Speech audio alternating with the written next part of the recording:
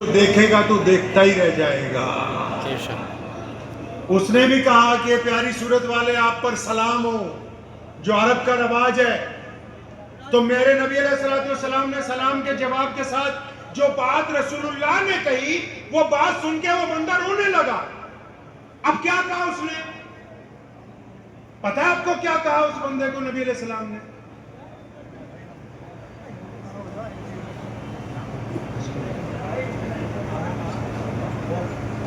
Photo اتنی ضروری نہیں ہے، میں جتنی باتیں آپ سے ضروری کر رہا ہوں، اور اللہ کی قسم ساری کی ساری دل سے کر رہا ہوں۔ اگر یہ سن کے بھی ہمارا دل نہیں پلٹا نا، پھر یہ تصویریں ہی رہ جائیں گی، کوئی کام نہیں آنی جنت میں، نہ قبر میں کام آنے والی۔ اب اس بندے نے نبی علیہ السلام کو جب سلام کیا تو اللہ کے نبی نے آگے سے کیا کہا پتا ہے آپ کو؟ آپ کو پتا ہے کسی کو؟ نہیں پتا نا؟ اب پوچھو کیوں نہیں پتا؟ نہیں۔ مولوی کی تنخواہ کتنی ہے آپ کے یہاں؟ 3000 زیادہ ہے، کم کرو۔ 6000؟ میں زیادہ بتا دیں، بہت زیادہ کر دیا آپ نے، زیادہ کر دی۔ ایم ایل سی صاحب میرے ایک دوست ہیں، ہم دونوں 5-6 لوگ تھے، پنجاب وقف بورڈ میں بھی کام کرنے کا موقع ملا، مذہبی امور کی چیئرمینی میں۔ تو میں نے کہا مولویوں کی تنخواہ بڑھاتے ہیں، تو کہنے لگے نہیں یار عثمان بھائی 6-7 ہزار ٹھیک ہے۔ تو میں نے کہا نہیں یار 20,000 ہونی چاہیے۔ تو کہنے لگے نہیں یار 7,000 ٹھیک ہے۔ تو اچانک میں نے ان کو پوچھا میں یار جوتا بڑا اچھا پہن رکھا ہے۔ تو کہنے لگے بھی یہ ایڈیڈاس کمپنی کا ہے۔ اچھا، تو میں کہا یہ کتنے کا آتا ہے؟ تو بولے یہ 22,000 روپے کا آتا ہے۔ اب جس قوم کے جوتے مولوی کی تنخواہ سے زیادہ مہنگے ہوں،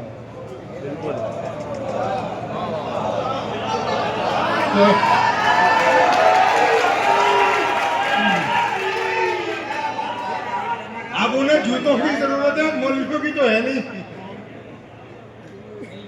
اگر وہ آپ کی مسجد کا امام آپ کی طرف سے خود کفیل ہو جائے، آپ کی طرف سے، اور آپ اس کو حدیث کی کتابیں لا کے دو، تو وہ روزانہ سیرت النبی علیہ السلام کا ایک باب پڑھے گا اور آپ کو بتا دے گا۔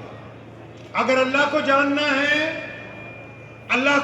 ہے اگر تو رسول اللہ کو جاننا ہوگا۔ اگر اللہ سے محبت ہے تو پہلے رسول اللہ صلی اللہ علیہ وسلم سے کرنی ہوگی۔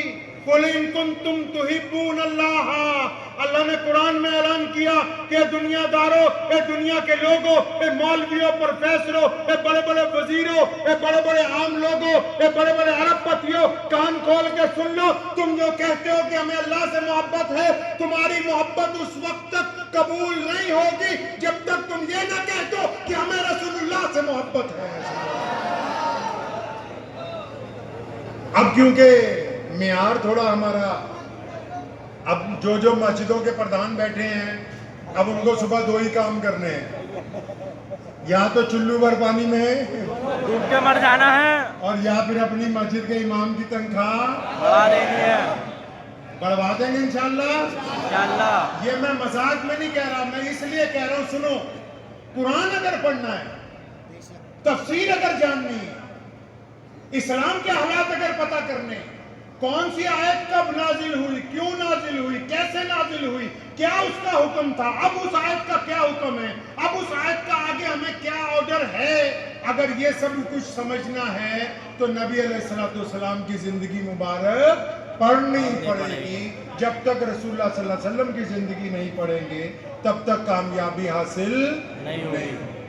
تو میں عرض یہ کر رہا تھا کہ ہمارے نبی علیہ السلام نے، اور چھوٹی لے آتے تھوڑی، تو ہمارے نبی علیہ السلام نے اس کو کیا کہا؟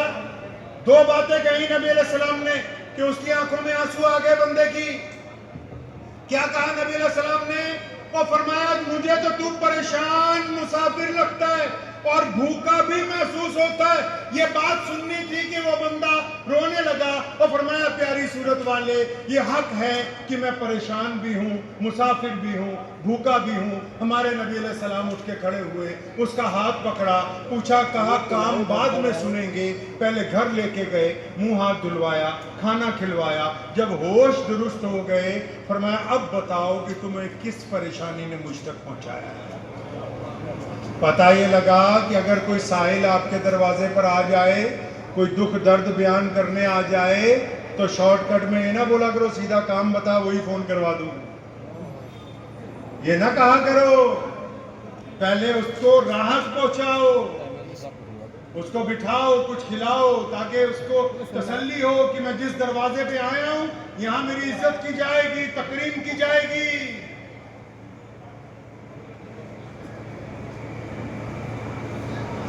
چنانچہ نبی علیہ السلام نے جب اس نے کھانا کھا لیا نا تو سنو, پیغمبر علیہ السلام نے پوچھا ہاں بھائی کیا کام ہے؟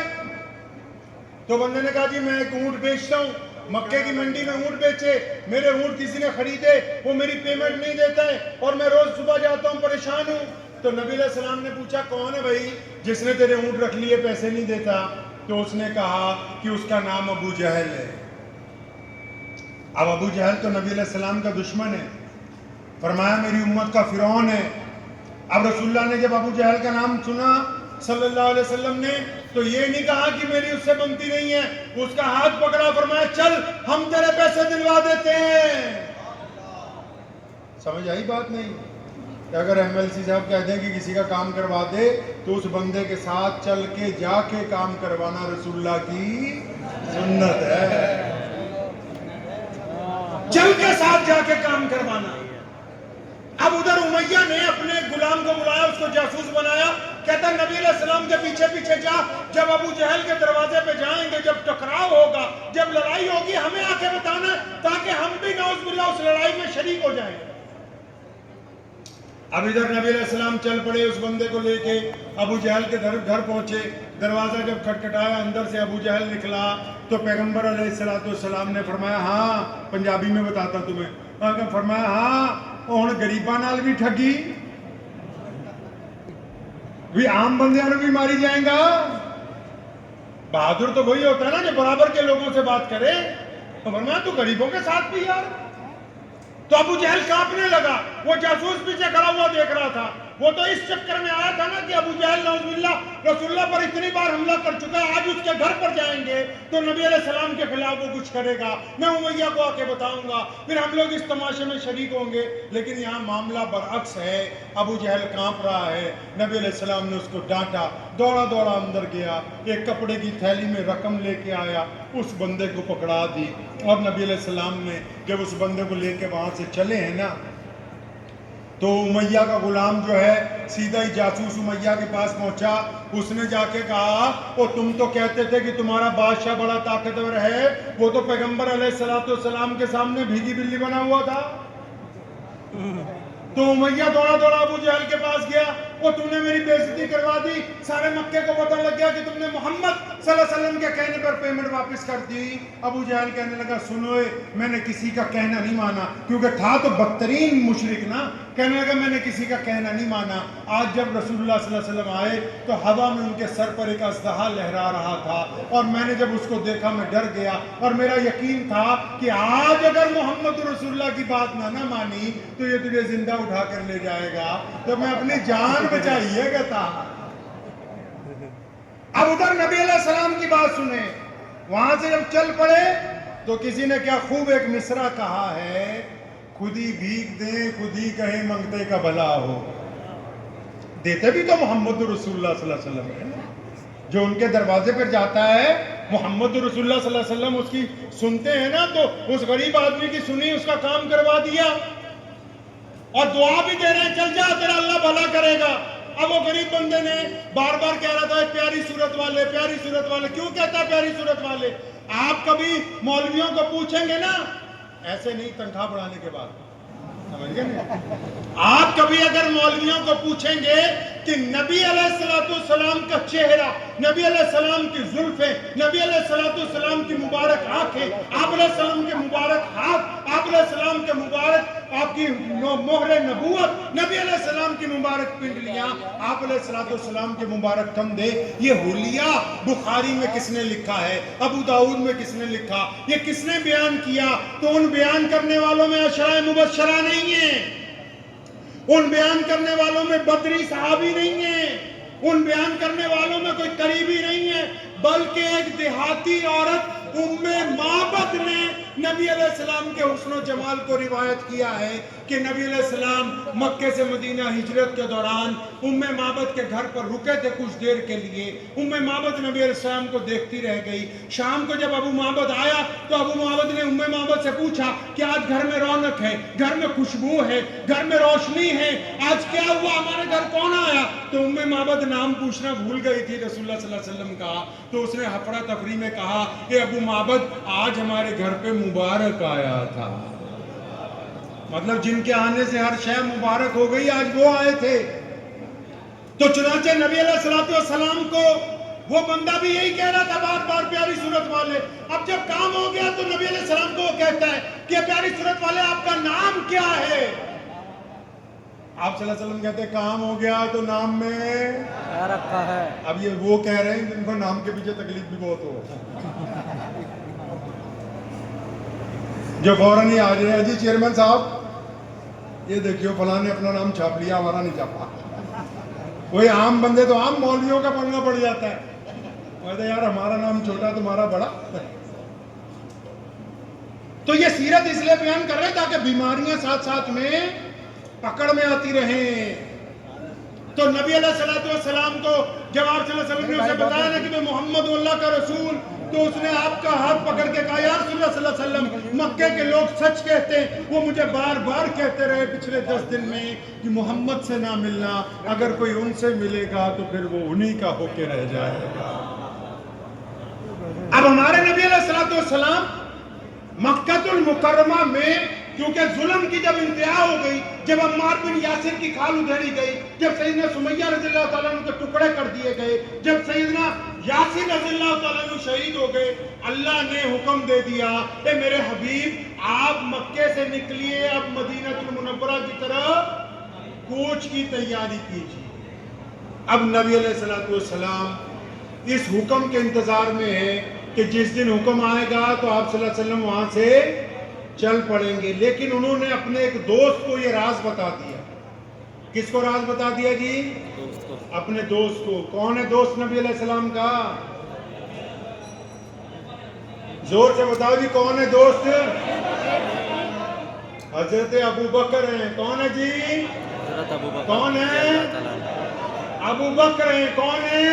ابو بکر سب سے بڑے مسلمان کائنات میں، کائنات میں نبیوں کے بعد صحابہ میں سب سے بڑے مسلمان، نبی علیہ السلام نے اس کی درجہ بندی کی ہے۔ 1,24,000 صحابہ ہیں، کتنے؟ 1,24,000۔ ان میں 313 بدری صحابی، ان سے زیادہ افضل۔ 1,24,000 میں اگلی صف میں کون ہے؟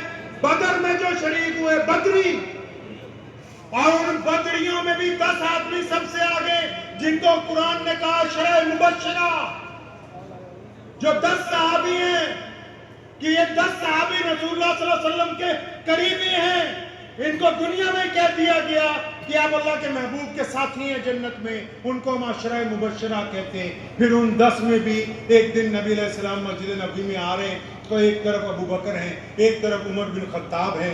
ابو بکر رضی اللہ عنہ کا ہاتھ ایک ہاتھ میں پکڑا ہے، عمر بن خطاب کا دوسرے ہاتھ میں، اور اندر داخل ہوئے فرمایا میرے صحابہ یہ جس طرح تم آج مجھے دیکھتے ہو کل قیامت کے روز اسی طرح میں ابو بکر اور عمر کو لے کے جنت میں اندر داخل ہوں۔ اور پھر رسول اللہ صلی اللہ علیہ وسلم یہی نہیں رکے، یہ ریاست کی بھی درجہ بندی ہے۔ یہ نبی علیہ السلام سمجھا رہے ہیں کہ دین کیسے چلانا ہے میرے بعد۔ 1,24,000 میں 313 بدری، بدریوں بعد 10 صحابہ عشرہ مبشرہ، 10 میں سے پھر 2 دائیں اور بائیں، اور پھر ان دونوں میں سے نبی علیہ السلام نے اپنی زندگی میں، اپنی موجودگی میں، اپنے سامنے تمام صحابہ کے لیے اگر کسی کو اپنے مصلی پر امامت کے لیے کھڑا کیا تو وہ ابو بکر ہے۔ تو سیدنا ابو بکر صدیق کو رسول اللہ نے کہہ دیا کہ یار اچانک اللہ کا جس دن حکم آئے گا ہمیں مکہ چھوڑنا ہے۔ ابو بکر تیاری کرنے لگے تو ہمارے نبی علیہ السلام خانہ کعبہ میں گئے تو خانہ کعبہ کی جو چابی ہے نا، دروازہ ہے لاک لگا ہوا ہے، تو اس کی چابی عثمان بن طلحہ کے پاس ہے۔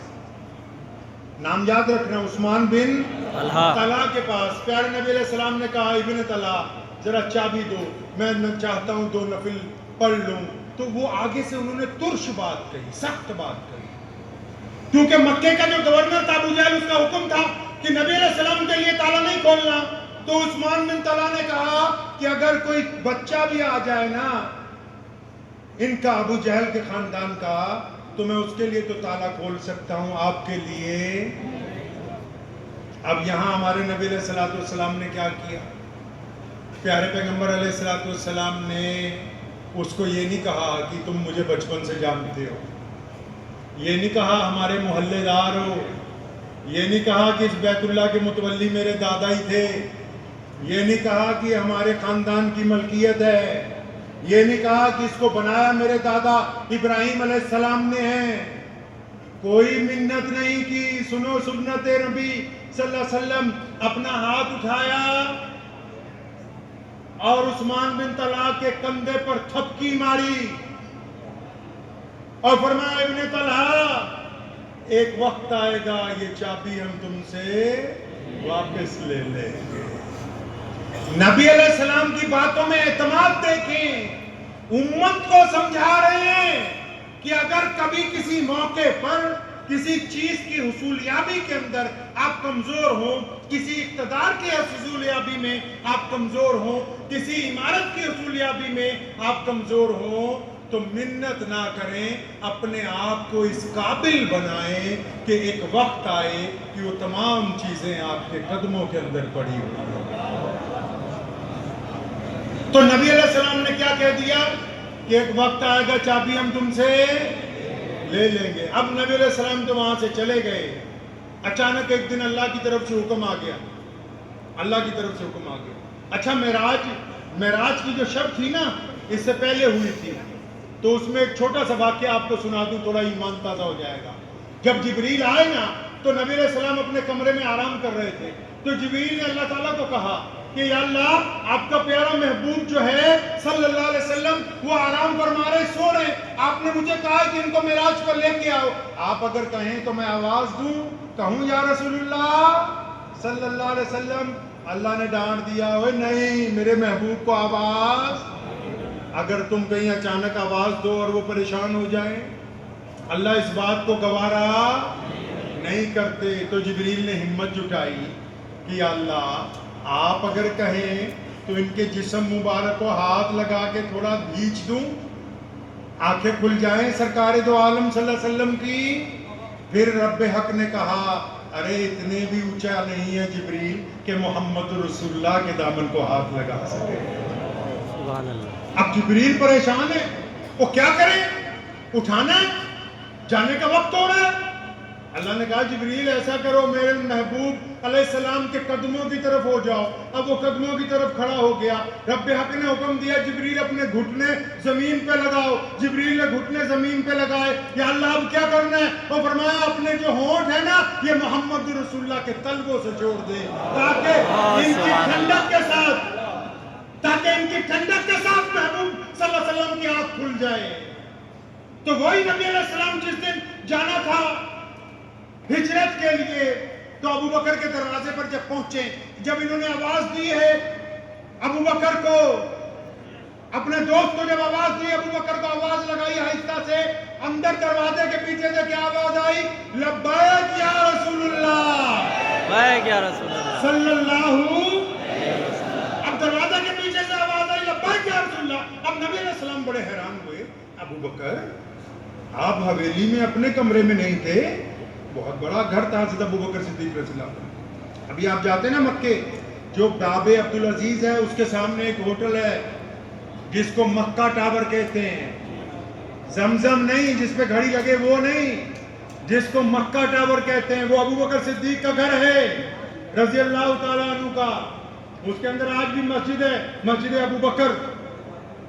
تو نبی علیہ السلام نے کہا یہ آپ جاگ رہے تھے؟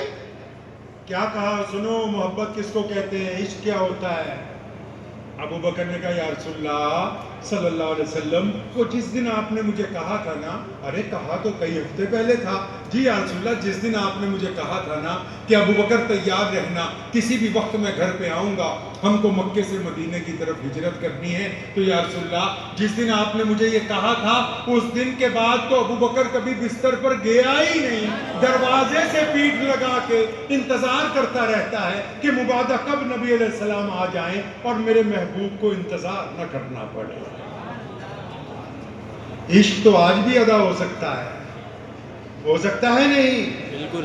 عشق تو آج بھی ہو سکتا ہے۔ وہ کہتے ہیں نا جنادہ عشق صادق ہے، وہ قد فریاد کر دے ہن، لباں تے مہر خاموشی ہے، دلاں چ یاد کر دے ہن۔ تو نبی علیہ السلام کے ساتھ جب ابو بکر آ گئے، اب جیسے ہی یہ مکے سے نکلے، پورے مکہ مکرمہ میں جتنے بادشاہ تھے، جتنے وزیر تھے، جتنے قبیلہ دار تھے، سب اکٹھے ہو گئے۔ الارم لگ گیا کہ جی محمد صلی اللہ علیہ وسلم چلے گئے، محمد صلی اللہ علیہ وسلم نکل گئے۔ اب ان کے لیے تو یہ بڑی نقصان کی بات تھی۔ مجھے دیکھنا ضروری نہیں، سننا ضروری ہے۔ دل میں، آنکھوں میں وہاں چلے جائیے، آنکھوں میں، دل میں وہاں چلے جائیے، بس مجھے سنیے، تصور میں ان کے پاس جائیے۔ تو نبی علیہ السلام جب نکلے تو سارے مکے میں ہائی الرٹ ہو گیا۔ ہر ایک جو وہاں چودھری ہوتے تھے، ہر ایک کے پاس 100-200 گھوڑ سوار ہوتے تھے۔ اب فوراً سب کو بلایا، پورے مکے کی ڈسٹرکٹ کے اندر ان کو پھیلا دیا بھی کسی طرح ابو بکر صدیق رضی اللہ تعالیٰ عنہ کو اور رسول اللہ صلی اللہ علیہ وسلم کو نعوذ باللہ گرفتار کر دیا۔ اب چنانچہ شام ہو گئی، رسول اللہ صلی اللہ علیہ وسلم کا پتہ نہیں لگا، صبح ہوئی پتہ نہیں، پھر شام ہوئی پتہ نہیں، پھر صبح ہوئی پتہ نہیں۔ اچانک ایک دن ایک مخبر آیا، اس نے آ کے ابو جہل کو یہ بات کہی کہ یہ تو پتہ نہیں لگ پا رہا کہ نبی علیہ السلام کہاں پہ ہیں، لیکن یہ 100% پتہ لگ گیا کہ ان کو کھانا کون دیتا ہے، پانی کون پہنچاتا ہے، ان کا ناشتہ کون پہنچاتا ہے۔ تو ابو جہل نے بڑی اتسکتا سے پوچھا کون ہے جو نبی علیہ السلام کی مدد کرتا ہے؟ تو مخبر نے کہا کہ ابو بکر کی بیٹی ہے نا نوجوان، اسماء بنت ابو بکر، اسماء بنت ابو بکر جاتی ہے، وہ جو نبی علیہ السلام کو سارا سامان پہنچا کے آتی۔ اب ابو جہل تو بچے کو جانتا تھا مکے کے، سیدھا سیدنا ابو بکر صدیق کی کوٹھی پر پہنچا، دروازہ کھٹکھٹایا تو اتفاق سے اسماء بنت ابو بکر نے دروازہ کھولا۔ اب جب انہوں نے دروازہ کھولا تو ابو جہل نے دیکھتے ہی اتنی زور سے ان کے ضرب ماری کہ اسماء جو ہے لڑکھڑاتی ہوئی گری، ان کا ایک کان جو ہے پتھر میں لگ کے پھٹ گیا۔ اب اس کے بعد ابو جہل نے اسماء بنت ابو بکر کو مارنا شروع کیا ہے۔ مار کے لہو لہان جب کر دیا تو پیچھے سے بھاگتا ہوا کوئی اس کا جاننے والا آیا، اس نے کان میں آ کے کہا ابو جہل کو کہ مکے کے سردار، یہ جس بٹیا کو تو اتنا مار رہا ہے نا، یہ شہزادی ہے ابو بکر کی، کوئی معمولی خاندان کی بیٹی نہیں ہے۔ اگر اس کی یہاں جان نکل گئی تو رسول اللہ کو تو تم کیا ڈھونڈو گے، پہلے تمہیں اپنی جان بچانی مشکل ہو جائے گی۔ تو ابو جہل رک گیا لیکن ہٹا نہیں، اس نے سیدنا اسماء بنت ابو بکر رضی اللہ تعالیٰ عنہ سے ایک بات پوچھی۔ اس نے کہا اسماء یہ بتا تو صحیح کہ محمد صلی اللہ علیہ وسلم کہاں ہے، اور یہ بھی بتا کہ تیرے ابا ان کو لے کے کہاں چھپ گئے۔ اب چنانچہ سنیے ابو بکر صدیق کی بٹیا کیا کہتی ہے، محبت کیا ہوتی ہے، عشق کیسے ادا ہوتا ہے۔ وہ کہتی ہیں اپنے آپ سے، کس سے پہلے انہوں نے مخاطب ہوئی، اپنے آپ سے کہتی ہیں اسماء تو بھول گئی محمد صلی اللہ علیہ وسلم نے کتنی بار کہا ہے بیٹا اسماء میری شریعت میں جھوٹ بولنا، شریعت میں جھوٹ بولنا جائز نہیں. حرام ہے شریعت میں جھوٹ بولنا. اب یہ حرام ہے وہی کہے جو جھوٹ نہیں بولتا. سیدنا اسما نے اپنے آپ کو کہا کہ اسما پیارے نبی علیہ السلام نے یہ کہہ رکھا ہے پترا میری شریعت میں جھوٹ بولنا حرام ہے. اب ابو جہل پوچھ رہا ہے کہ کہاں ہے رسول اللہ صلی اللہ علیہ وسلم, تجھے تو پتا ہے اگر تو جھوٹ بولے گی تو تیرے نبی کی شریعت نکل جائے گی ہاتھ سے. پھر اسما اپنے آپ کو کہتی ہے اسما اگر تو نے سچ بول دیا نہ پتہ بتا دیا تو یہ وقت نبی علیہ السلام کو نقصان پہنچائے گا. سنو ابو بکر صدیق کی بٹیا نے کیا کہا, ملت اسلامیہ کی اس بٹیا نے کیا کہا, کیا کہا اس غیور مسلمانوں کی بہن نے. اس نے کہا کہ مکے کے سردار کان کھول کے سن لے کہ اسما بنت ابو بکر کو پتا ہے کہ رسول اللہ صلی اللہ علیہ وسلم کہاں ہیں. رب کعبہ کی قسم تو اگر میری بوٹیاں بھی نوچ لے تو مجھ سے پتہ نہیں لگا سکتا کہ رسول اللہ.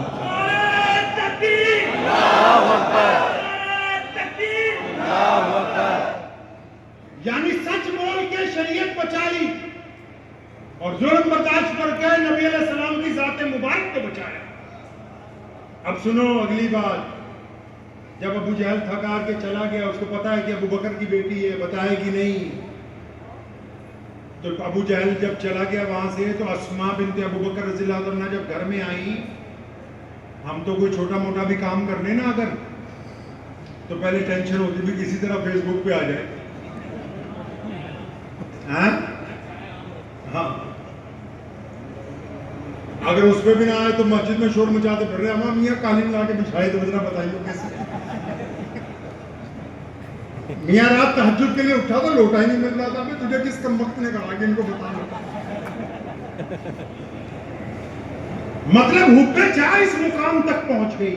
اور صحابہ صحابیات ملت اسلامیہ کے بیٹے مسلمانوں کی بیٹیاں رسول اللہ سے عشق کیسے کرتے ہیں. اس نے کہا مجھے پتا ہے نبی علیہ السلام کہا, نہیں بتاؤ, تمہاری جرت ہے پوچھ لو مجھ سے. اب وہ جب چلا گیا تو جب وہ حویلی میں اندر آئی تو دوڑ کے اپنی امی کے کمرے میں نہیں گئی, اپنی بہنوں کے اجرے میں نہیں گئی, چپ چاپ واپس باورچی خانے میں گئی ہے, تازہ کھانا تیار کیا. اور پھر اسما کو پتہ لگ گیا تھا کہ مخبر پیچھے لگے ہوئے ہیں. پھر وہ بیٹھ گئی ایک جگہ گھر کے نکڑ میں چھت پہ چھپ کے.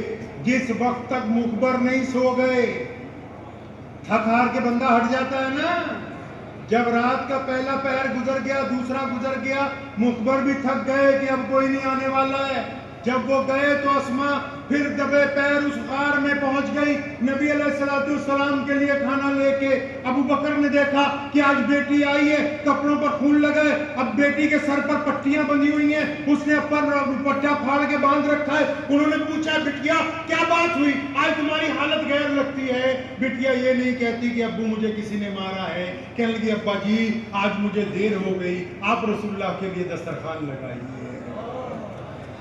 نبی علیہ السلام نے دیکھا کہ بٹیا زخمی ہے تو پیارے پیغمبر علیہ السلام نے پوچھا اسما بیٹا بتاتی کیوں نہیں, تمہارے والد پوچھتے ہیں کیا ہوا, تو اس کی آنکھوں سے آنسو نکل آئے. ضبط کے بندھن ٹوٹ جاتے ہیں جب کائنات کی رحمت ان سے پوچھنے لگے. تو نبی علیہ السلام کے سوال پر ان کے ضبط کے بندھن ٹوٹ گئے. فرمایا یا رسول اللہ صلی اللہ علیہ وسلم ابو جہل نے آج مجھے بہت مارا کہ آپ کا میں پتہ بتا دوں. تو نبی علیہ السلام نے اس وقت بھی کہا تھا, اور نبی علیہ السلام نے بدر میں بھی کہا تھا, نبی علیہ السلام نے مسجد نبوی میں بھی کہا تھا, نبی علیہ السلام نے ہجرت میں بھی کہا. کیا کہا بار بار؟ فرمایا جتنے صحابی ہیں جس نے جو احسان اسلام پر کیا ہے میں نے سب کا بدلہ چکا دیا ہے سوائے ابو بکر کے گھرانے کے. کل قیامت کا دن ہوگا, میں اپنے رب سے مانگ مانگ کے اس کے بدلے جو ہے پورے کروں گا.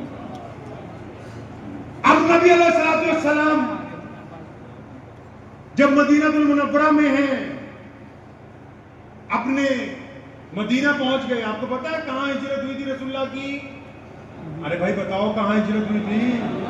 ماشاءاللہ آپ سب کو تو پتا ہے کیونکہ آپ میں زیادہ لوکل مفتی ہیں. لوکل مفتی سمجھتے ہو نا,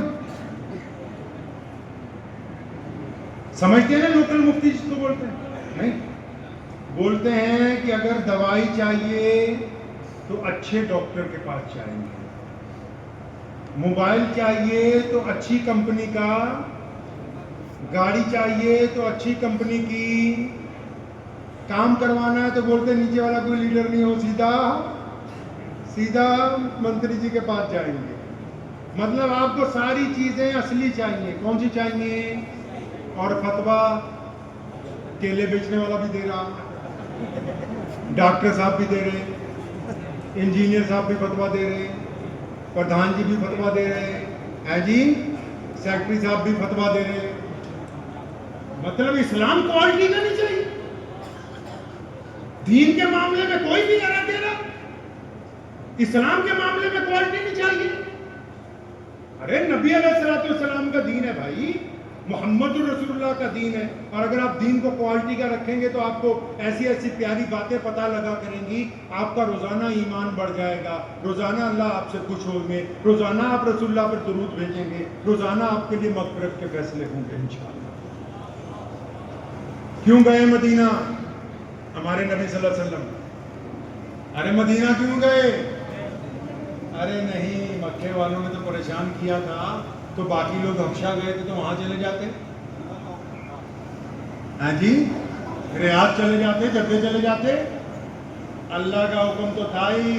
اب سنو راز کی بات، دل پہ تھام کے دل پکڑ لے اپنا۔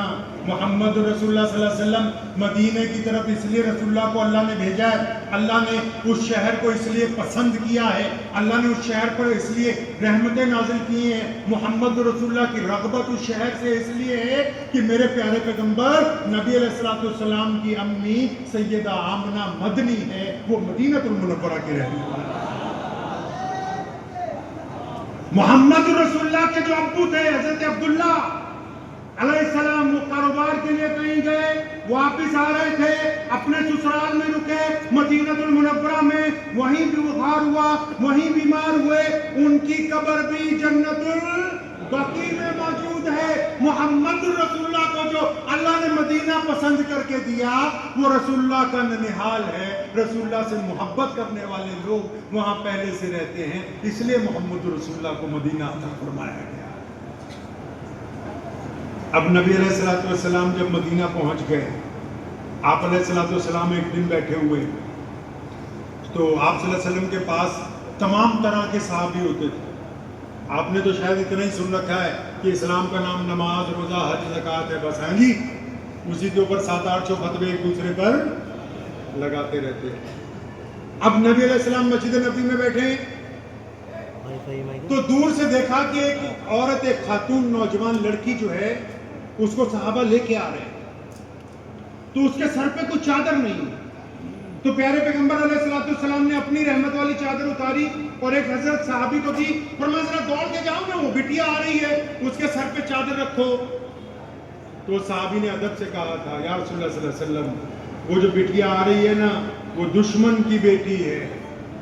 کس کی بیٹی ہے جی؟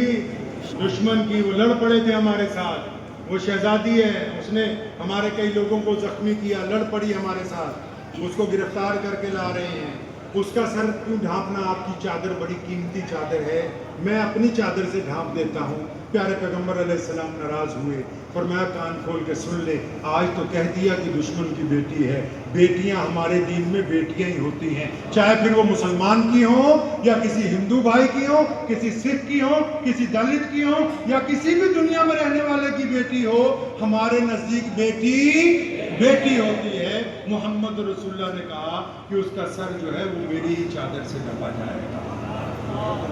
اب نبی علیہ السلام کے پاس جب وہ بٹیا آئی نا، تو وہ حاتم طائی کی بیٹی ہے۔ کس کی جی؟ وہ ایسا بادشاہ تھا کہ اللہ اس سے راضی تھا۔ نبی علیہ السلام کی دنیا میں آنے سے چند سال پہلے اس کی وفات ہوئی ہے۔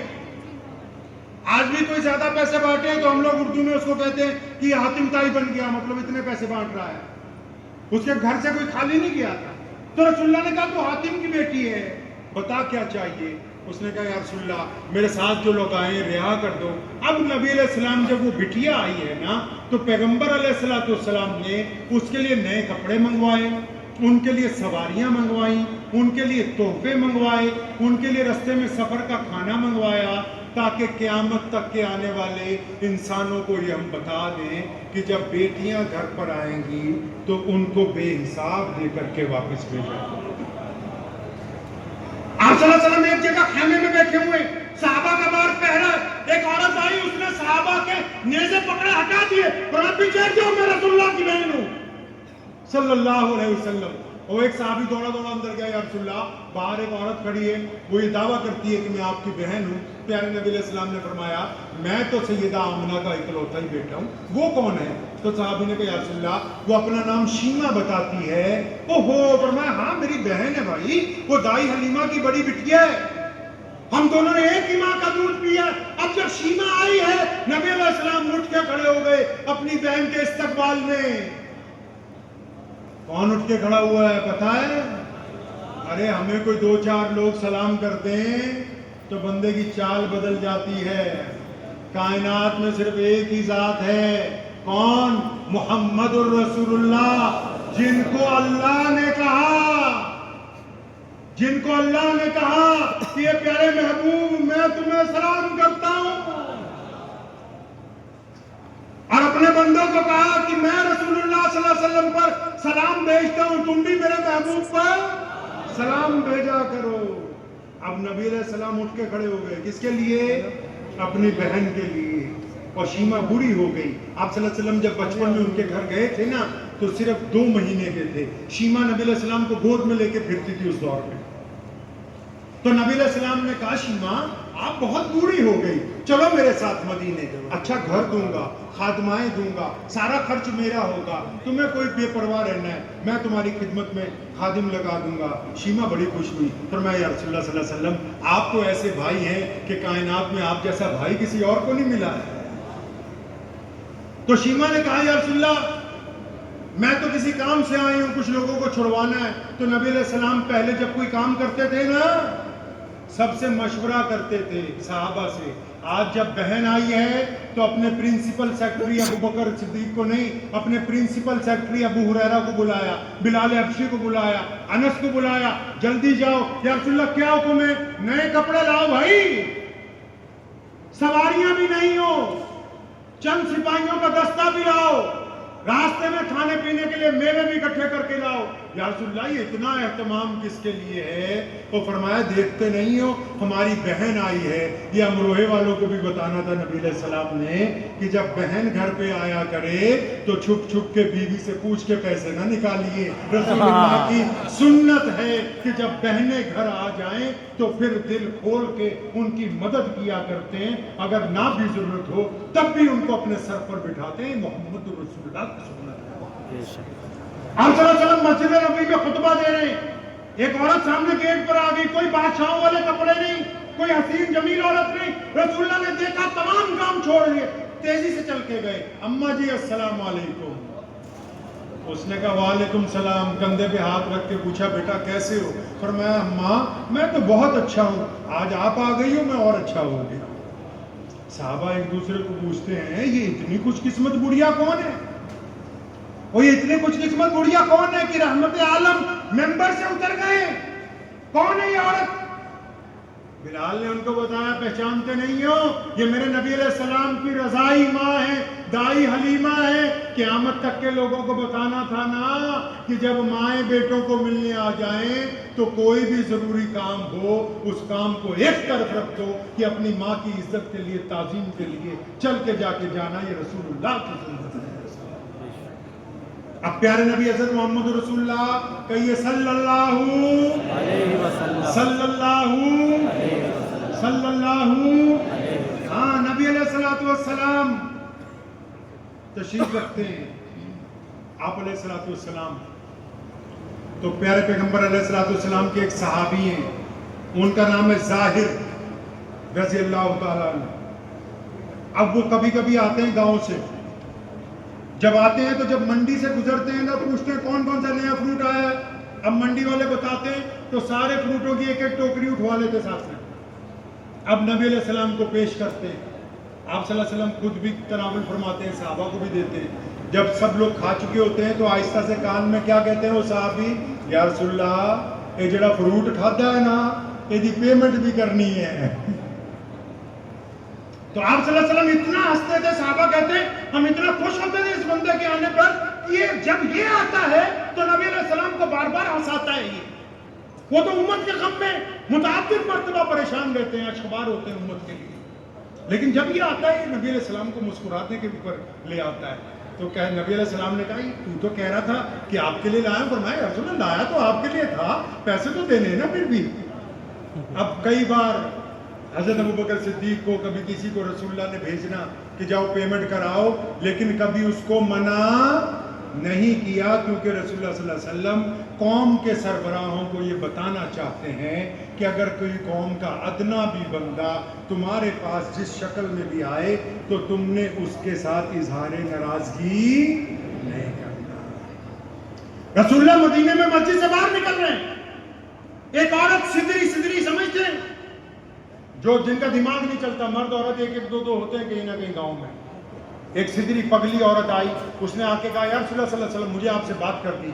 اب اللہ کے نبی علیہ الصلوۃ والسلام نے جب اس کی بات سنی تو فرمایا ہاں بتاؤ کیا بات ہے. اس نے صحابہ کی طرف انگلی کر کے کہا یا رسول اللہ ان کے سامنے نہیں کرنی، علیحدہ. اب نبی علیہ السلام اس کو لے کے چل پڑے تو کائنات کے مالک کو، دو جہاں کی رحمت کو چند قدم چل کے وہ کیا کہتی، ریت کے اوپر بیٹھ جائیں، یہ کہتی یا رسول اللہ یہاں بیٹھے. ہے آپ کے پاس کوئی ایسا بندہ؟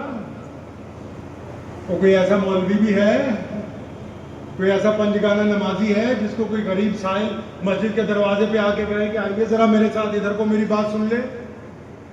بتاؤ کوئی ایسا دیکھا ہے؟ یہ ہمارے نبی ہیں محمد رسول اللہ صلی اللہ علیہ وسلم. اب وہ لے گئی، آپ صلی اللہ علیہ وسلم بیٹھ گئے. اس نے ایک شکایت لگائی، یا رسول اللہ صلی اللہ علیہ وسلم یہ مدینے کے بچے نہ میرے پیچھے پیچھے دوڑتے ہیں، آوازیں لگاتے ہیں. رسول اللہ صلی اللہ علیہ وسلم نے اپنے پرائیویٹ سیکرٹری کو بلایا، آرڈر جاری کروایا کہ آج کے بعد کوئی اس کے پیچھے نہیں دوڑے گا، کوئی تنگ نہیں کرے گا. اب بہت دیر وہ باتیں کرتی رہی تو اچانک اس کو خیال آیا کہ کافی ٹائم ہو گیا. تو اس نے کہا یا رسول اللہ اب آپ جائیے. تو نبی علیہ السلام نے یہ نہیں کہا کہ اچھا ٹھیک ہے. فرمایا پترا جب کبھی دوبارہ کام پڑے تو پھر آ جانا، میری مسجد کے دروازے تیرے لیے ہمیشہ کھلے ہی رہیں گے. یہ تو آج کل کچھ متولی پیدا ہو گئے نا، مسجد کو کنڈی لگا نماز ہو گئی، اے سی بند کر جماعت ہو گئی، پنکھا نہیں چلنے دیں گے نماز ختم. یہ تو آپ کچھ نالائق ہو گئے. نبی علیہ السلام کی مسجد تو ایسی نہیں ہے. اب سنو صحابہ نے کیا کہا، آپ کا ایمان تازہ ہو جائے گا، اس میں تربیت بھی ہے آپ کے لیے. صحابہ نے کہا یا رسول اللہ صلی اللہ علیہ وسلم ادب سے آپ کو ایک بات بتانی تھی. بھائی کیا بتانی؟ وہ تو سب جانتے ہیں، یہ اللہ نے نظام بنایا ہے، آپ کو ایک بات بتانی تھی. ہاں بتاؤ. یا رسول اللہ وہ جو عورت آئی تھی نا وہ سدری ہے، اس کا دماغ نہیں ٹھیک. تو پیارے پیغمبر علیہ السلام نے فرمایا وہ میرے صحابہ مجھے بھی پتا ہے کہ وہ سدری ہے، سارا مدینہ اس کی نہیں سنتا، اگر میں بھی نہیں سنوں گا تو پھر کون سنے گا. آپ نے سنی ہے کبھی کسی سدری کی بات؟ آپ نے کبھی کسی دیوانے کو پاس بیٹھے ہیں؟ آپ نے کبھی کسی دیوانے کا منہ دھلوایا ہے؟ نہیں. پیارے پیغمبر علیہ السلام نے جب اپنی مسجد بنائی نا، کون سی مسجد؟ مسجد نبوی. کون سی مسجد بنائی؟ مسجد نبوی. جب بنا رہے تھے نا تو اس میں ایک چبوترا بنانے لگے. جو لوگ عمرہ کرائے ہیں انہوں نے دیکھا ہوگا وہ چبوترا، اس کو کہتے ہیں اصحاب صفہ کا چبوترا. کس کا چبوترا جی؟ اب یہ اصحاب صفہ کون ہے؟ دیسی زبان میں سمجھ لو. مولویوں کو بھی ایک گزارش کرتا ہوں کہ جمعے کی تقریریں ان کی دیسی زبان میں کیا کرو. جتنی گلابی اردو تم بولتے ہو نا ان کو اوپر سے نکل جائے گی، آدھی نیچے سے نکل جائے. ان میں سے تو آدھے جون ایلیا کو جانتے ہیں، آدھوں کو تو پتہ ہی نہیں کیا مروئے کا تھا. کیونکہ اردو اتنی سخت ہے، نہیں سمجھے؟ اب اگر وہ دیسی زبان میں ہو تو ان کے پلے پڑ جائے بات. اب نبی علیہ السلام کو پوچھا یا رسول اللہ یہ اصحاب صفہ کا چبوترا کیوں بنا رہے ہیں، یہ کیا ہے؟ حکم ہوا. اس کی تشریح یہ ہے کہ یہ دنیا کا پہلا NGO ہے، یہ دنیا کا پہلا یتیم خانہ ہے، یہ دنیا کا پہلا اسکول ہے، یہ دنیا کا پہلا مسافر خانہ ہے، یہ دنیا کا پہلا وکلانگ گھر ہے، یہ دنیا کا پہلا اولڈ ہوم ہے، یہ دنیا کا پہلا بے سہاروں کی چھت ہے. یا رسول اللہ یہاں ہم کیا کریں گے؟ فرمایا جن کو سب دھتکار دیتے ہیں نا ان کو ہم یہاں رکھیں گے. یا رسول اللہ ان کو رکھ کے کیا کریں گے؟ فرمایا ہم بعد میں کھانا کھائیں گے، ان کو پہلے کھانا کھلائیں گے. آپ کی مسجد میں ہے اصحاب صفہ کا چبوترا؟ ہے؟ آپ کی کسی ایک مسجد میں اصحاب صفہ کا چبوترا ہے؟ نہیں ہے. چبوترا چھوڑو، رجسٹر لگا ہوا اصحاب صفہ کا. ہاں؟ آپ لوگ کون سے والا دین چاہتے ہیں؟ سبحان اللہ والا بس. ہاں؟ سیرت کے اگلے واقعات اب سردیوں میں دوبارہ آئیں گے، ٹھیک ہے انشاءاللہ، لیکن اس میں ذرا ڈسپلن بھی ہو. لیکن اب مدعے پہ آ جاؤ. ہماری جو مسجد ہے وہ کیا نبی علیہ السلام کی مسجد سے میل کھاتی ہے بھائی؟ رسول اللہ کی مسجد میں یتیموں کے لیے، مسکینوں کے لیے، محتاجوں کے لیے، اپاہجوں کے لیے، مسافروں کے لیے ٹھکانہ ہے. ہماری مسجد میں ہے؟ رسول اللہ کی مسجد میں جو غیر مسلم روز آتے ہیں، جو یہ کہتے ہیں کہ اللہ کے واسطے ہمیں کھانا کھلاؤ کہ حج کے دنوں میں، تو نبی علیہ السلام ان کو کھانا کھلاتے ہیں. کیا ہم بھی کسی کو کھانا کھلاتے ہیں؟ رسول اللہ کی مسجد میں جب بھی کسی غیر مسلم نے آ کے سوال کیا یا رسول اللہ کرایہ چاہیے، رسول اللہ نے اس کو سواری دے کے بھیجا. کیا ہم بھی کسی کی مدد کرتے ہیں؟ رسول اللہ صلی اللہ علیہ وسلم کی مسجد میں جب بھی کوئی بیمار آیا تو اس کی تیمارداری کی گئی. رسول اللہ صلی اللہ علیہ وسلم کی مسجد میں جب کوئی مدد مانگنے کے لیے آیا تو اس کی مدد کی گئی. کیا ہم بھی ایسا کرتے ہیں؟ یہ بھی بڑی بات ہے. اچھا ایمانداری سے بتانا، اب 2-4 سوال ہیں آپ سے، کیونکہ 12:30 بج گئے، پھر اگلی بات پھر کبھی صحیح، لیکن 2-4 باتیں مجھے آپ بتا دیں گے انشاءاللہ؟ نماز پڑھتے ہیں نا ماشاءاللہ؟ ہے نا ماشاءاللہ؟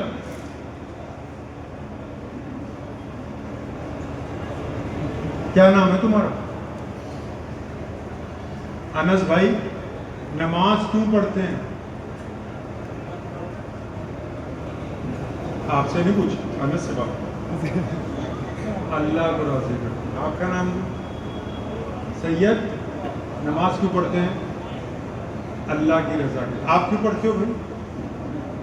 اندازہ لگا لو، میں تمہیں بنا مذاق کے کہہ رہا، مولویوں کی تنخواہ بڑھا لو. مذاق کے بغیر کہہ رہا ہوں، اٹک جاؤ گے رستے میں. یہ سارے مکان، کوٹھیاں، یہ ساری دولت یہیں رہ جانی ہے. اب اندازہ لگا لو 75-76 سال ہو گئے، آپ دین سمجھ رہے ہیں، آپ کو یہی نہیں پتا کہ نماز کیوں پڑھتے. اور یہ صرف اسی کی بات نہیں، اب بتانے سے کچھ نہیں ہوگا. پتہ ہی نہیں ہے، کہو پتہ نہیں ہے، کیونکہ جو باتیں آپ کہہ رہے ہو یہ قرآن میں نہیں لکھی ہوئی. اللہ سے بات کرنے کے لیے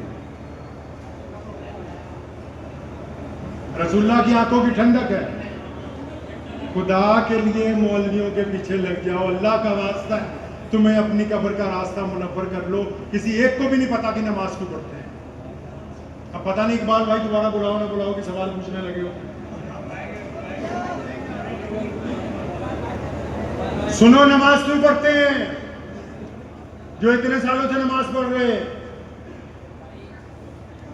نماز اس لیے نہیں پڑھتے کہ صرف اللہ کا حکم ہے، صرف اس لیے نہیں کہ اس کی فضیلتیں بہت ہیں. قرآن نے نماز پڑھنے کی وجہ تسمیہ بیان کی ہے. دین کو سمجھ لو 2 لفظوں میں. دین میں 2 چیزیں. کتنی چیزیں؟ 2. پہلا، دین کا مقصد کیا ہے جی؟ دین کا. دوسرا، دین کی ضروریات. اب اس پنڈال میں ہم بیٹھے ہیں، یہاں کرسیاں لگی ہیں، پنکھے چل رہے ہیں، کولر چل رہا ہے، مائک لگا ہے، یہ ہمارا مقصد ہے؟ ارے بولو بھائی، یہ مقصد ہے؟ مقصد کیا تھا؟ کہ رسول اللہ کی باتیں ہوں گی، جلسہ ہوگا. ضرورت اور مقصد میں فرق ہے کہ نہیں؟ ارے ضرورت اور مقصد میں فرق ہے کہ نہیں؟ اگر یہ مائک وہاں رکھ کے بات کرتا تو یہی سمجھ آتی کہ نہیں؟ ہاں بھائی، یہی بات ہوتی نا تب بھی. اور اگر یہ صوفوں کی جگہ آپ زمین پہ بیٹھتے, میں کھڑا ہو کے بولتا, تب بھی یہی بات ہوتی کہ نہیں؟ تو یہ بات سمجھ نہیں آئی کہ نیت یہاں باندھو, یہاں باندھو, یہاں باندھو, نماز ہو جاتی ہے, نماز. لیکن اگر نماز کا مقصد فوت ہو جائے تو نماز نہیں ہوتی. تو نماز کا مقصد کیا ہے؟ جتنے پردھان ہیں ہاتھ کھڑا کر کے بتا دو کہ انشاءاللہ تنخواہ بڑھا دیں گے صبح سے. ڈر رہے تم بھی لگتا ہے, چلو نمازی کرے ہاتھ کر لو. سنو, نماز کا مقصد یہ ہے, اللہ نے قرآن پاک میں فرمایا ان الصلاۃ تنہا. ارے تم تو لوکل مفتی ہو, آیت بھی یاد ہے تمہیں کہ نماز اس لیے فرض کر دی گئی تاکہ آپ گندی باتیں کرنی چھوڑ دیں, اچھی باتیں کرنے لگیں, تاکہ آپ گند دیکھنا چھوڑ دیں, نظریں جھکا لیں, تاکہ آپ حرام کمانا چھوڑ دیں, حلال کو اختیار کر لیں. اگر کوئی بندہ نماز بھی پڑھتا ہے اور مسجد سے جب باہر نکلتا ہے, سامنے کسی کی بیٹی سڑک پر چلی جا رہی ہے, اور وہ بیٹی چاہے ہماری ہے یا دوسری قوم کی ہے, اگر وہ اس بیٹی کی طرف زنا کی نگاہ سے دیکھتا ہے, بد کرداری کی نگاہ سے دیکھتا ہے, تو یہ کمبخت نماز نہیں پڑھ کے آیا, یہ جھوٹ بول کے آیا ہے. اگر اس کی آنکھیں جھک گئی ہیں تو پھر یہ نماز پڑھ کے آیا ہے. میرے والد شیر اسلام مولانا حبیب الرحمان لدھیانوی رحمۃ اللہ علیہ, ان کو ایک دن ہم نے پوچھا, ابا جی اگر نماز پڑھنے کے باوجود بھی گناہ نہ چھوٹے تو کیا کریں؟ کہنے لگے بیٹا اس وقت تک اچھی طرح نماز پڑھنے کی کوشش کرو جب تک تمہاری نماز تمہیں گناہوں سے روک نہ دے. تو پہلی بات تو یہی نہیں پتا نماز کی پڑھ رہے. ارے بھائی نماز اس لیے پڑھا رہے, قرآن نے کہا ارایت الذی فذلک الذی. مفتی تو بہت ہے آپ کے پاس. اب اس میں کیا کہا اللہ نے اس آیت میں؟ ہوتی نہیں نماز, فویل للمصلین. فرمایا ان کے منہ پر مار دو ان کی نماز اٹھا کے. مردوں کے لیے قرآن پڑھوانے والوں پڑھو اس آیت میں ذرا آنکھیں کھول کے. فرمایا ان کے منہ پہ مارو. لوگوں نے پوچھا یا اللہ یہ تو اچھے خاصے نمازی ہیں, نماز کیوں منہ پہ مار دیں؟ فرمایا صرف نماز ہی پڑھتا ہے, غریب کے منہ میں لقمہ نہیں دیتا. صرف نماز ہی پڑھتا ہے. ان کو بتایا نہیں کہ ایک بندہ گھر سے نماز پڑھنے کے لیے چلے اور اپنے باپ کو گالی دے کے آئے, اپنی ماں سے بدتمیزی کر کے آئے, اپنی بیوی کے چہرے پہ تھپڑ مار کے آئے, اپنے بچوں کو گالی دیتا ہو, اس کے پڑوسی اس سے ڈرتے ہوں, تو اب یہ بدبخت نماز نہیں پڑھ رہا, یہ دکھاوا کر رہا ہے. اس کے دکھاوے سے اللہ کو کچھ لینا دینا نہیں. مسلمانوں کے خلیفہ عمر بن خطاب رضی اللہ تعالیٰ عنہ وہ مسجد میں بیٹھے ہوئے تھے, تو ان کا جو پی اے تھا, پرسنل اسسٹنٹ, جتنے بڑے لوگ ہوتے ہیں نا سارے ہی نہیں خراب ہوتے, کئی بار چمچے خراب کر دیتے ہیں, تو وہ برگلا دیتے ہیں نا. تو وہ نماز پڑھنے ایک بندہ آیا, تو اس نے پی اے نے تعریف شروع کر دی, حضرت یہ جو بندہ آیا ہے بڑا کروڑ پتی ہے, بڑا دیندار ہے, بڑا نیک ہے, بڑا نفیس ہے, بڑا یہ ہے, بڑا وہ ہے.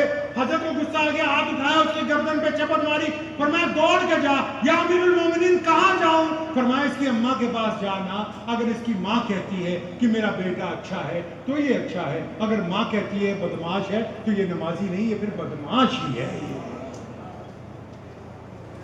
نماز پڑھے جا رہے. اللہ کے بندے نماز بنی کیوں؟ ساری دنیا کے لوگ ایک ساتھ اللہ کے آگے سجدہ کرتے ہیں, خدا کی خدائی میں کوئی بڑھوتری نہیں, اور ساری دنیا کے لوگ ایک دفعہ اللہ کو ماننے سے انکار کرتے تو خدا کی خدائی میں کوئی کمی. تو نماز کیسے پڑھنی ہے؟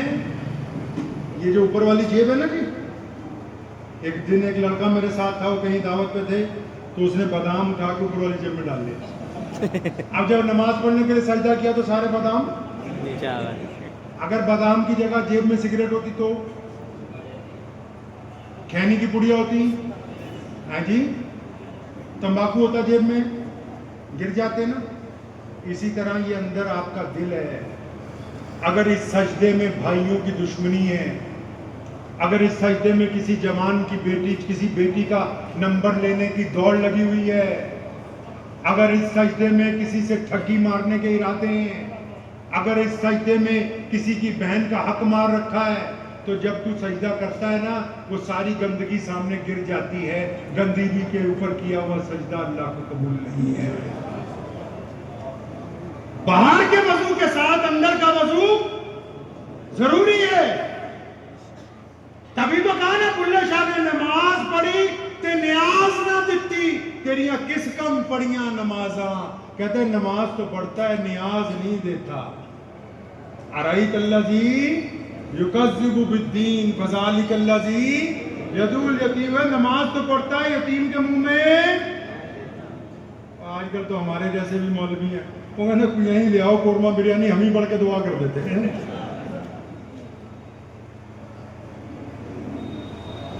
اگر آپ نماز پڑھتے ہیں دوسرے کو نظر نیاز نہیں اللہ کے نام کی، کچھ دے ہی نہیں رہے، تو وہ نماز خراب ہوگی.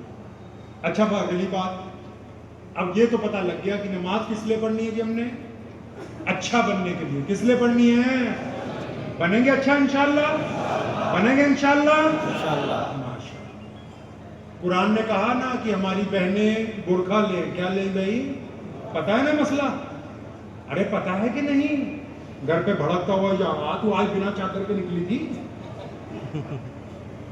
لیکن اسی قرآن پاک میں اسی رب نے کہا کہ میرے محبوب ان مسلمان مردوں کو بتا دو کہ یہ اپنی آنکھیں جھکا کے چلا کریں، ان کو یہ اختیار نہیں دیا گیا یہ کسی کی بیٹی کے اوپر گندی آنکھ کو ڈالیں.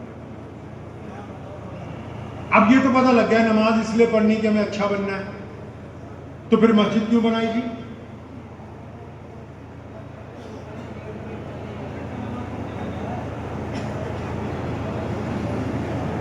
خدا کا واسطہ ہے مولویوں کے پیچھے لگ جاؤ. آپ کہو گے نماز پڑھنے کے لیے، میں کہتا ہوں نماز تو ریل گاڑی میں بھی لوگ پڑھ لیتے ہیں. کئی لوگ ایسے ہیں گھر میں نماز پڑھ لیتے ہیں. کچھ لوگ کہیں جاتے ہیں اپنے رشتہ داروں کے یہاں نماز پڑھ لیتے ہیں جی. تو نماز تو گھر پہ بھی ہو سکتی تھی. مسجد کیوں بنائی؟ پیارے محمد علیہ السلام نے حکم دیا کہ ہم نے مسجد بنانی ہے. یا رسول اللہ صلی اللہ علیہ وسلم کیوں؟ فرمایا تاکہ جماعت کے ساتھ نماز پڑھیں. کس کے ساتھ نماز پڑھنی ہے جی؟ جماعت کے ساتھ. جماعت کے ساتھ. کیوں؟ فرمایا کندھے سے کندھا جوڑ کے. کس سے بھائی؟ کندھے سے کندھا کیوں جوڑنا ہے؟ فرمایا تاکہ تمہارے دل آپس میں. آپ نے کبھی مسجد کو دھیان سے نہیں دیکھا؟ کبھی دھیان سے دیکھیے اپنی مسجد کو. مسجد وہ خوبصورت جگہ ہے جہاں نماز جب شروع ہوتی ہے، استغفار پڑھ لو، ٹک جاؤ اپنی جگہ. مسجد وہ خوبصورت جگہ ہے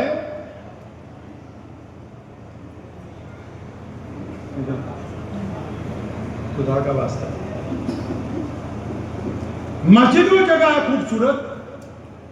مثال کے طور پہ جمعے کی نماز ہو رہی ہے، مسجد کی خوبصورتی دیکھیے پہلے آپ. امام صاحب کھڑے ہو گئے مصلی پہ، مؤذن نے تکبیر دے دی.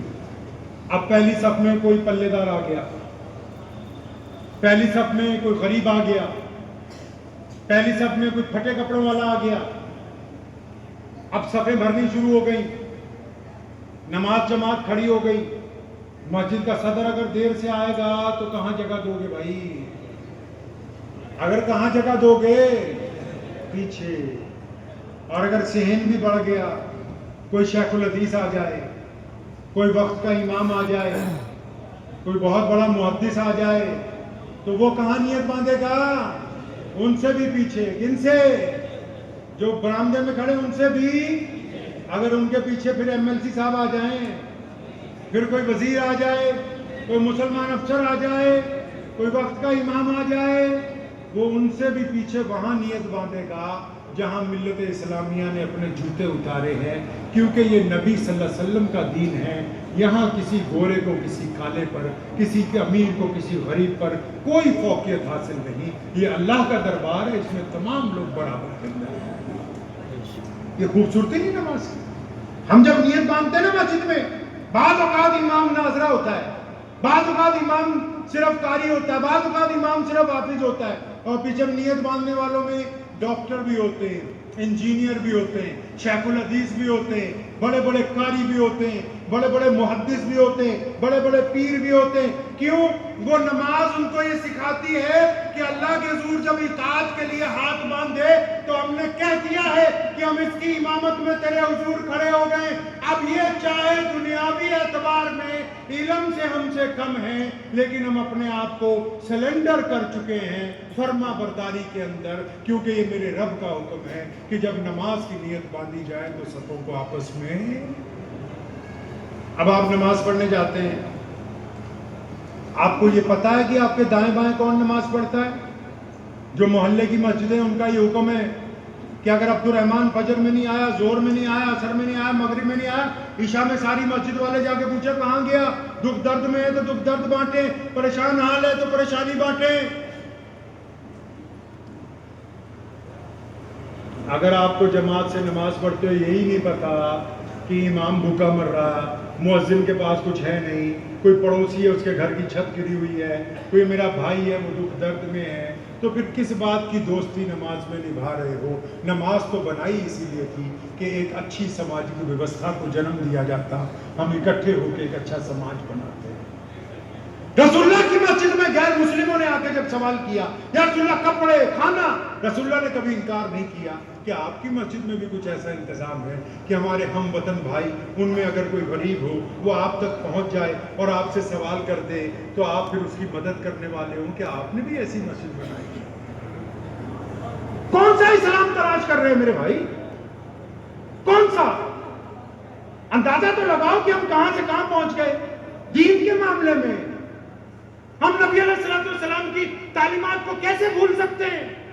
میرے پیغمبر علیہ السلام واقعے سے پیڑ سے پتھر بندھے، ایک غیر مسلم آیا، یا رسول اللہ کھانا دیجئے۔ پیارے علیہ السلام نے آواز لگائی، کون ہے جو اس کو کھانا کھلا کے لائے؟ میں جنت میں اعلیٰ ترین کھانے کا وعدہ کرتا ہوں۔ صحابہ اٹھے، اس کو کھانا کھلایا، کیونکہ نبی کی مسجد ہے صلی اللہ علیہ وسلم کسی کو خالی لوٹایا۔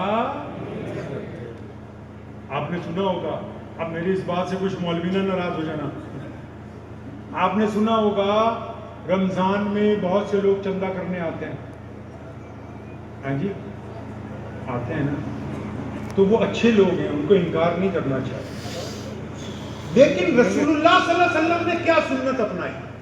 انہوں نے ابو بکر صدیق رضی اللہ عنہ کو کہا کہ زکوٰۃ اکٹھی کر کے لاؤ۔ کہاں اکٹھی کر کے لانی ہے؟ مسجد میں۔ کہاں؟ مسجد میں۔ واٹس ایپ یونیورسٹی والے کہتے ہیں کہ 1930-40 میں جب تیل نکلا تو عرب امیر ہو گئے، لیکن اسلام کی تاریخ یہ کہتی ہے، یہ کرتبہ کی جامع مسجد جو اسپین میں بنی ہے، اندلس میں، یہ سلجوکیوں کے بڑے بڑے محل، یہ سلطنت عثمانیہ کی فلک شغاف عمارتیں، یہ پوری کائنات کے اندر بہترین مسلمانوں نے نظام، یہ تیل نکلنے کے بعد نہیں آیا۔ رسول اللہ نے کہا تھا زکوٰۃ اکٹھی کرو، اس کو مسجد میں لاؤ، پھر یا رسول اللہ کیا کرنا ہے؟ پہلے دیکھو قریب میں کون غریب ہے، ہم اس کو اتنا امیر کریں کہ اگلے سال وہ بھی زکوٰۃ دینے والا ہو۔ ہمارے ہاں کوئی غریب نہیں، 75 سال میں ہم ایسے زکوٰۃ بانٹ رہے ہیں کہ ہمارا غریب غریب ہی ہے۔ عمر بن عبدالعزیز علیہ رحمہ، جن کو خلفائے راشدین کا وارث کہتے ہیں، ان کے بارے میں لکھتے ہیں محدثین کہ ان کے دور میں یہ حالت ہو گئی تھی مسلمانوں کی کہ زکوٰۃ کے جواہرات کھچروں پہ لاد کے کبھی یمن بھیجتے تھے، کبھی افریقہ بھیجتے تھے، کبھی اسپین بھیجتے تھے، واپس آ جاتے تھے، یا امیر المومنین کوئی غریب ہے نہیں کس کو دیں؟ آپ کیسے زکوٰۃ بانٹتے ہو؟ کہاں ہیں مسجدوں کے متولی؟ صرف چودراہٹ دینے کے لیے تمہیں پردھان بنا رکھا ہے. جس مسجد کے امام کو اور صدر کو یہ نہیں پتا نا کہ اس کے علاقے میں ایسا کون سا گھر ہے جس میں چولہا نہیں جلتا, ایسا کون سا گھر ہے جس کی چھت گرنے والی ہے, ایسا کون سا گھر ہے جس کی جوان بیٹی بیٹھی ہوئی ہے. اب چاہے وہ مسلمان ہے یا غیر مسلم ہے, اگر اس کو اپنے پڑوسیوں کی خبر نہیں ہے تو اس کو اس مسند پر بیٹھنے کا کوئی اختیار نہیں, کیونکہ رسول اللہ کی مسجد ہے اور یہ رسول اللہ کے مطابق ہی چلے گی, آپ کے مطابق نہیں چلے گی. اپنے اندر تبدیلی لانی ہوگی, لائیں گے انشاءاللہ. تبدیلی شروع کہاں سے کرنی ہے؟ اپنے آپ سے. کہاں سے؟ ایک جلسے میں گیا ایسے ہی میں, تو ماشاءاللہ آپ جیسے ہی تھے سارے, تو پہلے چپ ہی نہیں ہوئے کافی دیر. اب جب چپ ہو گئے تو میں نے پوچھا کہ بھائی تبدیلی لائیں گے اپنے اندر, کہاں سے شروع کریں گے؟ تو آگے ایک بھڑکا ہوا بیٹھا تھا, کہتا جی میں اپنے ابا سے ٹھیک کروں گا سارا. گھر میں ایک بندہ خراب ہے, یہ ہم نے آسان رستہ کھوج لیا, ہم نے آسان کھوج لیا, اپنا سارا الزام غیروں پہ ڈالتے. ایک کڑوی سی بات بتا دوں آپ کو, ہضم کر لینا, ہے بہت کڑوی, لیکن میں سوچتا ہوں اگر دوائی نہیں دی تو مرض ٹھیک ہونے کا اندیشہ نہیں. میں ایک جگہ گیا آپ کے یہاں کسی شہر میں, آج سے 20 سال پہلے کی بات, تو میں نماز پڑھنے گیا. تو اس وقت ایک یا دو سپاہی میرے ساتھ ہوتے تھے. میرے والد شاہی امام مولانا حبیب الرحمان لدھیانوی رحمۃ اللہ علیہ, وہ حیات تھے. تو میں مسجد میں گھسا نماز پڑھنے کے لیے, ہائی وے پہ تھی, تو ان کو دیکھ کے نا کچھ لوگ آ گئے. میں پوچھا کون ہے بھائی نماز میں آیا؟ وہ جی شاہی امام صاحب کا بیٹا آیا. وہ میرے پاس آ گئے, تو مجھے کہنے لگے ہاں حضرت کچھ بتا بھی جاؤ. یہ 2002 کی بات. تو میں نے ان کو ایک بات کہی, ہے بڑی کڑوی, لیکن آپ کو سنا اس لیے رہا ہوں, اللہ نے چاہا دلوں کا سنگ اترے گا, اللہ نے چاہا کچھ تبدیلی آئے گی. تو میں نے انہیں کہا یار میں تو ابھی اتنا بڑا مولوی نہیں کہ تمہیں کچھ بتا دوں, ایک سوال تم سے کرنا, تم بتا دو گے اس کا جواب؟ تو آپ کو تو بتائیے, یہاں سارے ایک سے ایک ہے.